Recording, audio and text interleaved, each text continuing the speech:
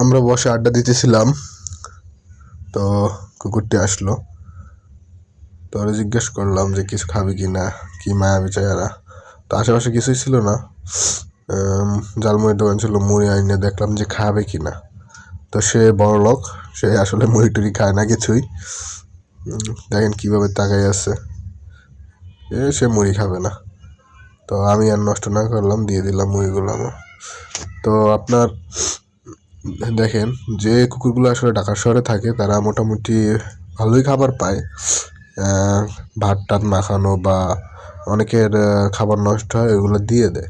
কিছু কিছু কুকুর একদম ধরেন মাছ কাটা বা ভালো খাবার ছাড়া, কেক টেক ছাড়া এগুলো খায় না, ঠিক আছে। ওর স্বাস্থ্যটা মোটামুটি ভালোই ছিল এবং নরম নরম ভদ্র। আসলে ও অনেক নরম এবং ভদ্র স্বভাবের। ও আসলে অনেকটাই মিশুক, আমাদের সাথে অনেক মিশছে। তো ওর চেহারাটা খুবই মায়াবী, ঠিক আছে। আমরা যখন উঠে যাচ্ছিলাম তখন ও আমাদের সাথে পিছে পিছে অনেক দূর চলে গেছিল। তো আসলে আমরা যে জায়গায় ছিলাম ওই জায়গায় কোনো দোকান টোকান নাই, এই জন্য খাবারও কিনে দিতে পারি নাই। তো খাবার টাবার কিনে দিতে পারি নাই, দোকান ছিল না তাই। তো পরিবেশের জন্য হলো আমাদের এইসব প্রাণী দরকার আছে। তো কুকুরকে সেভ করেন, পরিবেশকে রক্ষা করেন।